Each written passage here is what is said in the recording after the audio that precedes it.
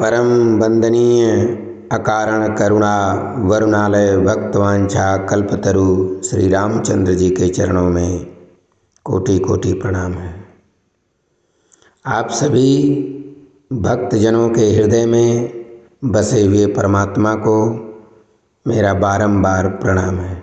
यदि आप नैमिष सारण तीर्थ यात्रा पर जाते हैं या किसी भी यात्रा पर जाते हैं तो तीर्थ के विषय में उसका महत्व पहले सुने, जाने, समझें, फिर वहाँ पर जाएं, जिससे उस तीर्थ का लाभ इस मानव शरीर को मिल सके।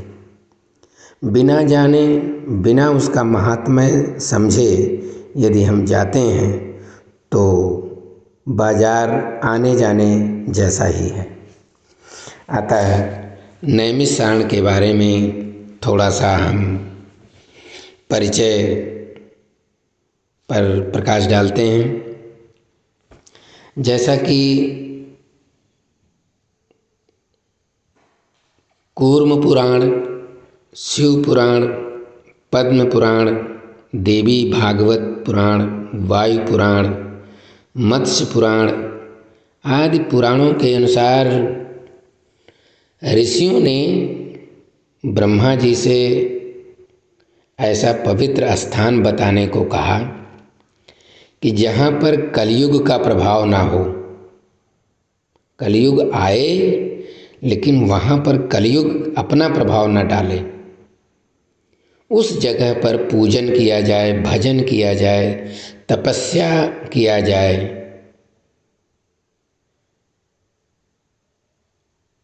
और अति शीघ्र मनवांछित फलों की प्राप्ति हो सके। ऐसा प्रश्न ऋषियों का था। ब्रह्मा जी ने ऋषियों की मनोकामना को पूर्ण करते हुए अपने मन से एक चक्र की उत्पत्ति की और उसे छोड़ते हुए कहा कि इस चक्र की नेमी माने मध्य भाग, पृथ्वी पर जहाँ गिरेगी वह अत्यंत पुण्य एवं शीघ्र फलदायी भूमि होगी। नेमी के गिरने के कारण वह क्षेत्र नैमिषारण्य के नाम से प्रसिद्ध हुआ। तो वहाँ पर एक जगह है चक्र तीर्थ, जैसा कि महाभारत में लिखा है, चक्र तीर्थ महापुण्यम सर्व पाप प्राणशनम वर्तते मध्य भागे तो पृथिव्या सर्वनाथकम।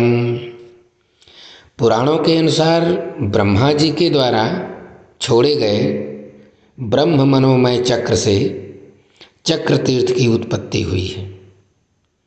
चक्र तीर्थ महान पुण्यदायी है और सभी प्रकार के पापों को नष्ट करने वाला है।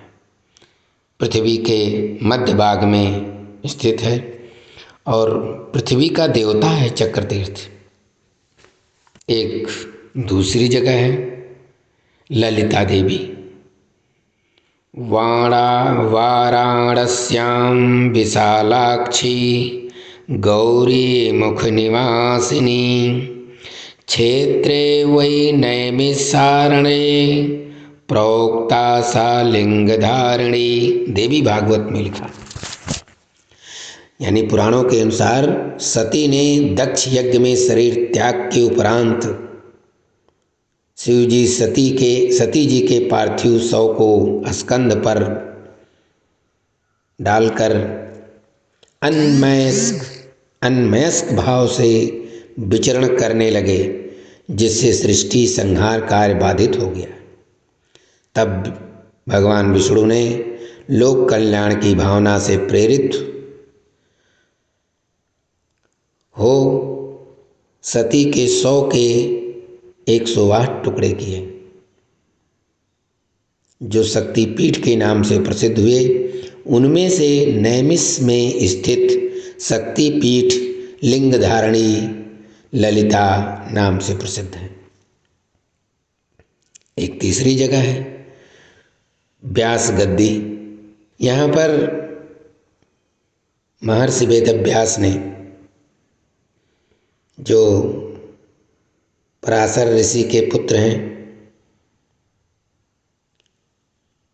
महर्षि वेदव्यास ने वेदों का विभाजन तथा पुराणों का निर्माण करके उनका ज्ञान अपने प्रमुख शिष्यों जैसे जैमिनी, अंगिरा, वैशंपायन, पैल तथा सुखदेव एवं सूत जी को श्रीमद् भागवत एवं पुराणों का ज्ञान कराकर उन्हें प्रचार प्रसार का निर्देश दिया है। एक चौथी जगह है स्वयंभूमन शतरूपा। पद्म पुराण में आता है स्वयंभुवो मनु पूर्वद्वादशार्ण महामनु जपि गोमती तीरे नैमिषे विमले शुभे। पद्म पुराण में रामायण तथा रामचरितमानस के अनुसार आदि पुरुष स्वयंभू मनु तथा शतरूपा ने भगवान को पुत्र रूप में प्राप्त करने की इच्छा से घोर तप किया एवं वरदान प्राप्त किया था।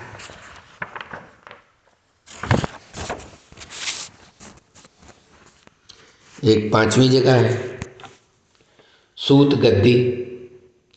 महर्षि सूत जी ने यहाँ शौनक आदि 88,000 ऋषियों को पुराणों को सुनाया था।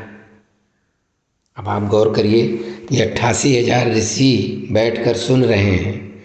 तब जमाने में माइक नहीं था, इतनी दूर तक आवाज़ कैसे जाती थी।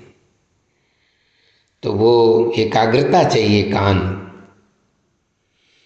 कि दूर की आवाज़ भी सब इतने ध्यान से सुन लेते थे। एक छठी जगह है हनुमानगढ़ी पांडव किला।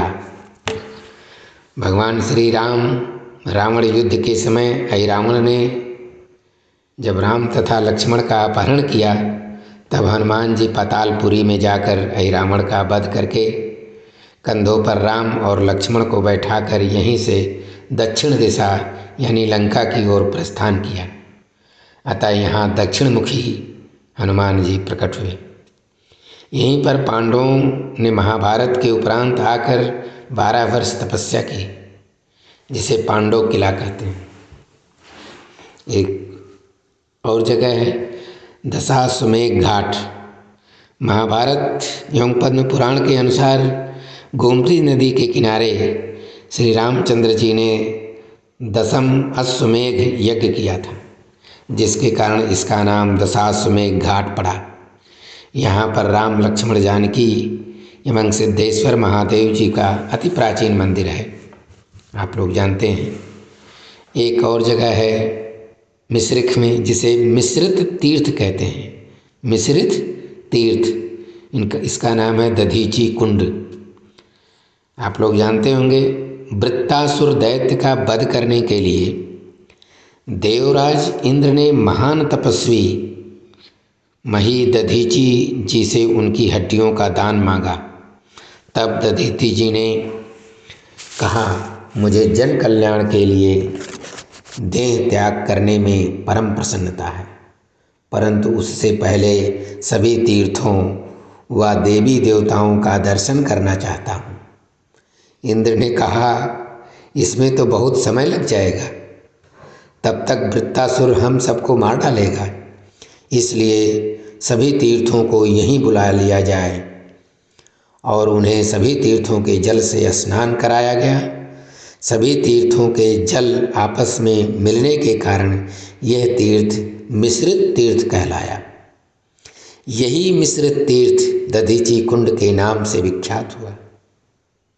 इसी स्थान पर दधीची ने गायों से शरीर पर शहद लगाकर चटवाकर अपनी अस्थियों का दान किया, जिससे वज्र बना और वृत्तासुर का वध हुआ। यहीं पर एक रुद्रावर्त और सीता कुंड भी है। आप लोग जानते हैं विश्वविख्यात सत्यनारायण की कथा का प्रादुर्भाव अर्थात उत्पत्ति इसी पावन भूमि से हुई है। नैमिषारण्य सतयुग का तीर्थ है जो अति पावन है। इसके दर्शन मात्र से लोगों के पाप नष्ट हो जाते हैं। उत्तर भारत के प्रमुख संत श्री गोस्वामी तुलसीदास नैमिष तीर्थ नाभि है।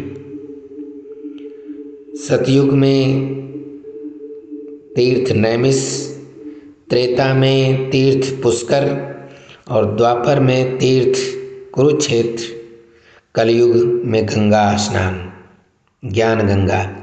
ये रहा नैमिषारण्य तीर्थ के विषय में संक्षिप्त परिचय। और इस बात को ध्यान में रखकर जब हम तीर्थ में एक एक कदम चलते हैं और किसी सांसारिक बातों का वार्तालाप नहीं करते हैं तो हमें उस तीर्थ का पूर्ण लाभ मिलता है। केवल हमें नहीं, हमारे संगी साथी, परिवार, सज्जन, सबको। बोले सियावर रामचंद्र की जय हो।